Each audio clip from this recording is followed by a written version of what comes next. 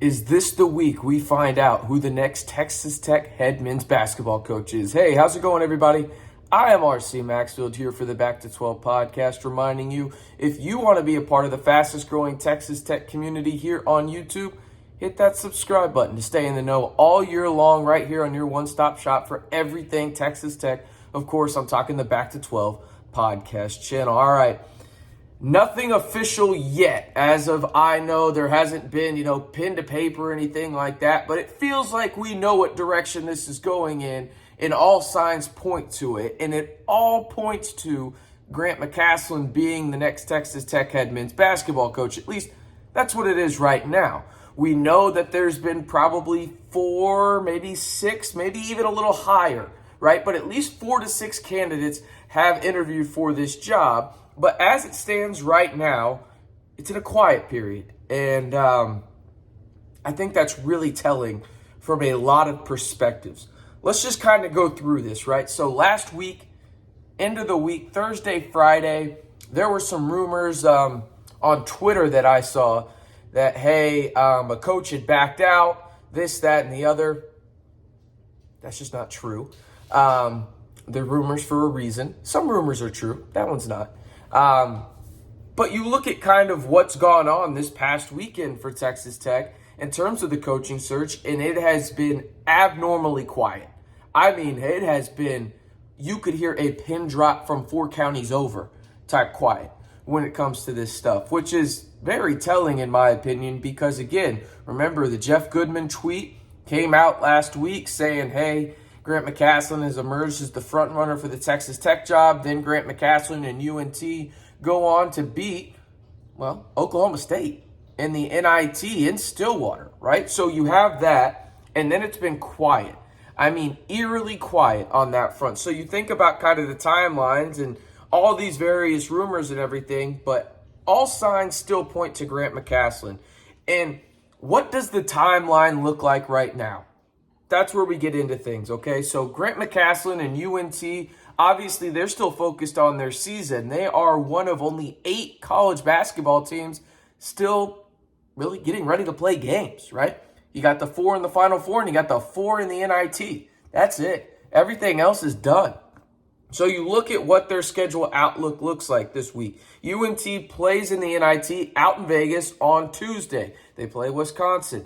Then they could potentially play in the championship game if they beat Wisconsin out in Vegas on Thursday, right? So you think about this, it kind of feels like if it is Grant McCasland, there's really 2 options here in terms of an announcement. Either they lose against Wisconsin on Tuesday and you have an announcement Wednesday, or they play Thursday in the championship game, regardless win or lose, then there's going to be a announcement on Friday. So in my opinion, everything I've been told from people around the situation that I trust, it really feels like we're going to know something by Friday, right? And the timeline matches that. I truly do think that if it is Grant McCasland, he's going to put a good staff together. I know that there has been rumors about the staff that could potentially come to Lubbock. Again, they're rumors, so I'm not going to talk about them. But that's kind of the timeline that we're looking at for Grant McCasland. And if we're being honest about it, it feels like we will know who the next head coach is by Friday. I don't think we go into the weekend still wondering who the Texas Tech head men's basketball coach will be. I don't think that's going to be the case. So I guess to say it in other words, we should know who the Texas Tech head coach is by the time the Final Four tips off down in Houston. Also, by the way, what the hell is that Final Four? Who saw that coming? My goodness, Florida Atlantic, San Diego State, one of those 2 teams is playing for a title. That's wild. Absolutely wild. Then you got Miami, UConn. Those names aren't as surprising, I guess, even though Miami's never been this far. UConn, obviously not that surprising. But the other 2, San Diego State, Florida Atlantic, I didn't see that coming. My goodness. But again, timeline on this. I know I sound like a broken record a little bit, but I want to emphasize these points. It feels like if it's Grant McCasland, you would know by Wednesday or Friday at the latest, right? And really, I think regardless of who it is, you're going to know by the end of the week. But how quiet it is, and that tweet from Jeff Goodman and everybody really in the Texas Tech media space, including myself, we kind of get this feeling, okay, it's Grant McCasland. right, at this point. That's kind of what it feels like when it comes down to it. Before I get into talking about Texas Tech baseball a little bit, just take a deep breath. I know it's been a journey since the Mark Adams news right after the Big 12 game up there in Kansas City, the Big 12 tournament game, I should say, for Texas Tech, and him resigning. Just take a deep breath, Tech fans. It's almost over. You should know who your next Texas Tech head men's basketball coach is by Friday at the latest, okay? Before I get to Tech baseball, though, answer me this one question. Just one word to describe this whole coaching search. Just one word. Crazy, lunacy, I don't know. Whatever you want to say, let me know in the comments below.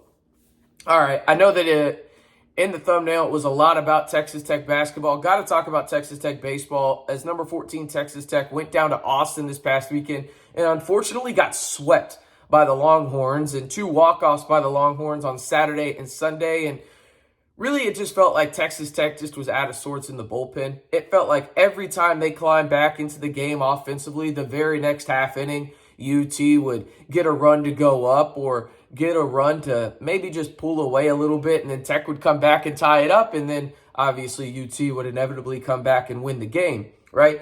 And it just kind of sucks because you didn't have Beckel there this weekend, and I'm not saying he's going to maybe win you a game or two in this series, but he would have made a difference. There's no doubt about that. And if y'all don't know about that, in terms of his suspension, 4-game suspension due to what happened against Oklahoma State, it's just, there's